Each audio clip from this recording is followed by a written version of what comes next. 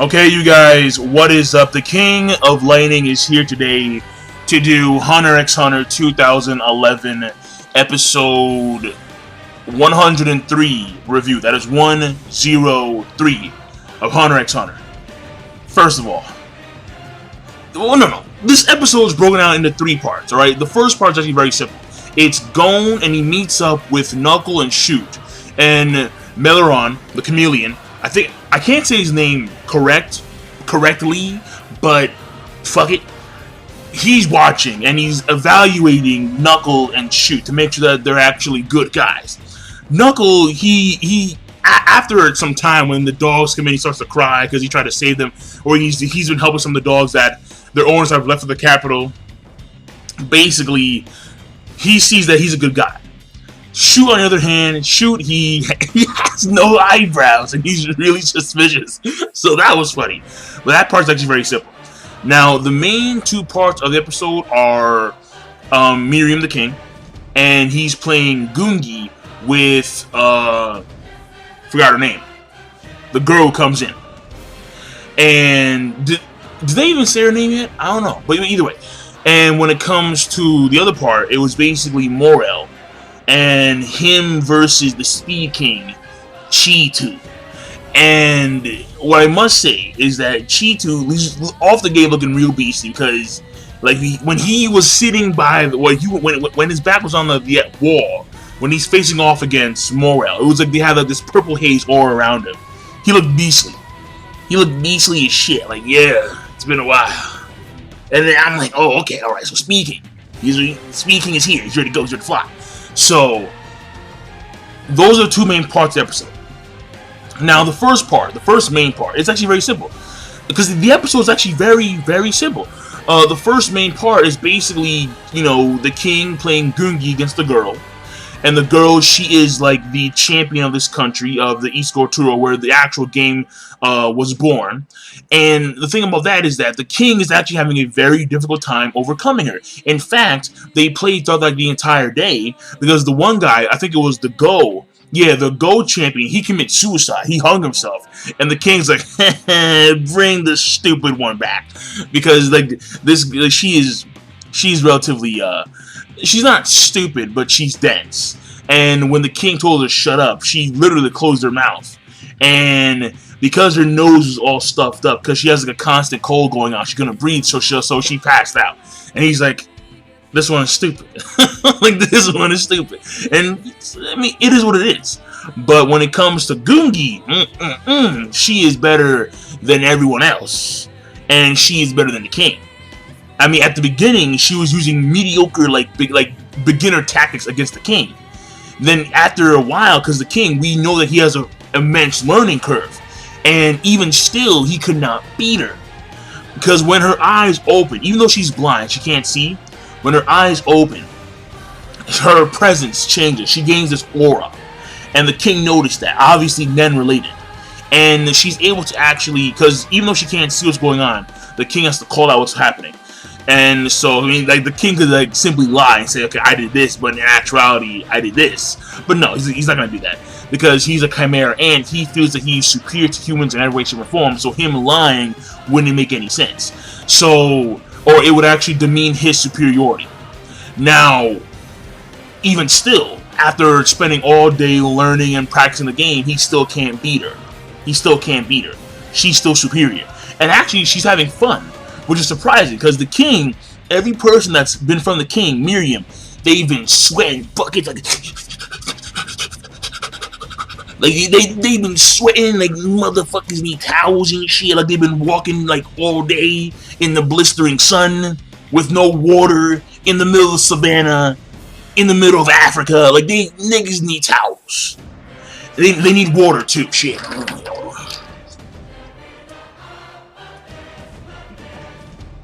Motherfucker's thirsty, okay? And the one guy, he even committed suicide.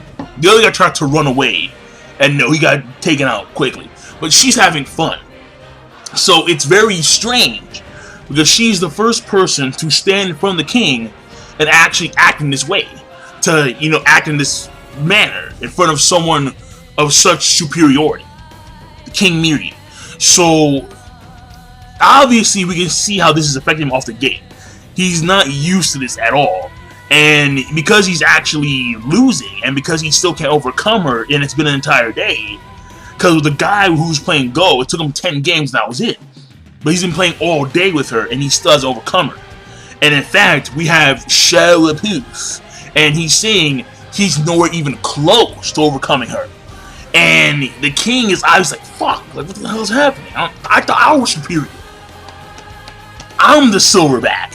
So that's fascinating how it's progressing, that section of the episode.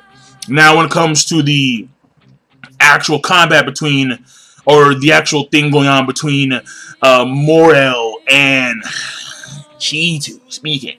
First of all, the APR is gone.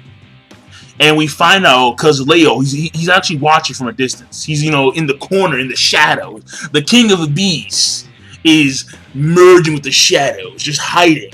And like it still throws me off, but I get it though. Like, I understand, but it still throws me off. Because, no, let me not get into that. I've talked about before, no need to. Basically, he's watching from afar, and he doesn't want anyone to know about his Nen power, so he calls Neferpitou to get support. Then we see the crab guy and a wolf dude.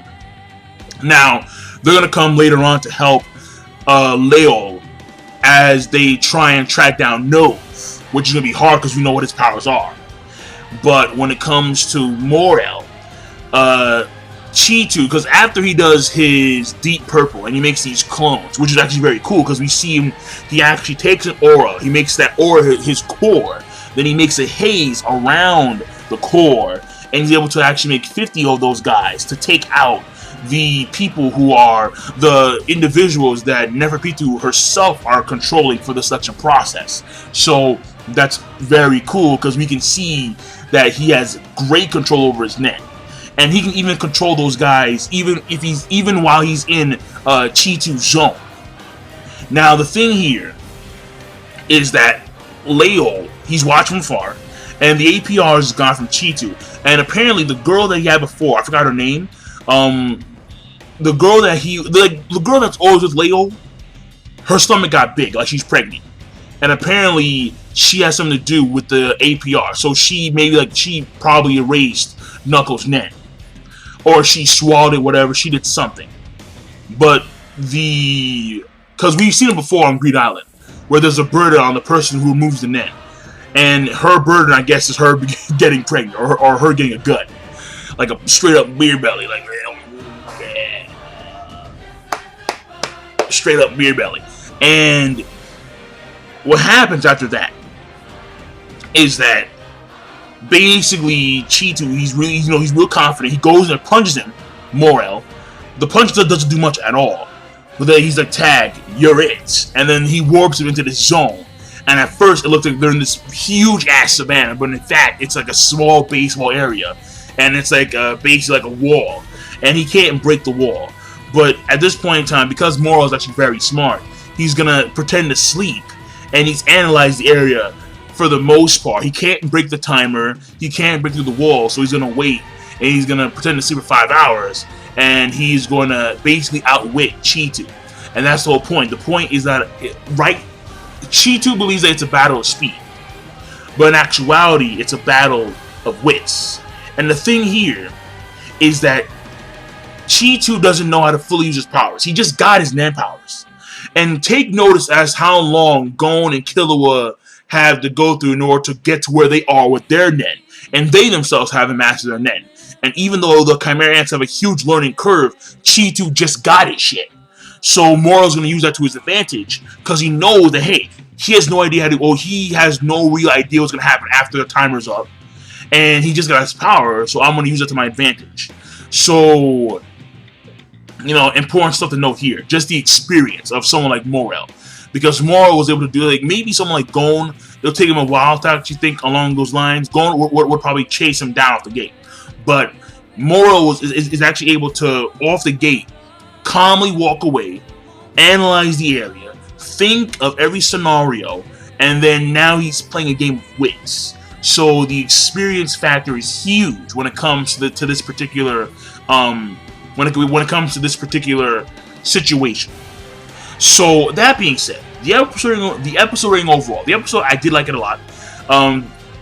Even though it was simple chess, or not, well, board games, Gungi, for a lot of the episode, it was still cool because it's the king.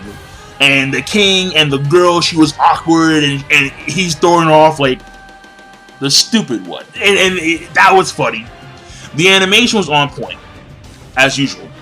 When it came to the pacing, it was 3 simple parts of the episode. It was mainly the 2 parts I mentioned, where it was mainly the king playing Gungi against the girl, and it's Cheetu versus Morel. And when it came to the story progression, they have made some progress, but they have, because now, again, Morel, he's in combat, and then we have Neferpitou, she's actually calling for support, and she gets support for Leol. And then we have the king actually have a player who's actually powerful enough, quote unquote, to beat him consistently without even trying that hard. So that being said, the rating for this week's episode of Hunter x Hunter, I'll give it a good. And we'll leave it at that. So King Lightning, be sure to, of course, rate, comment, and subscribe as always. Peace. Have a nice day.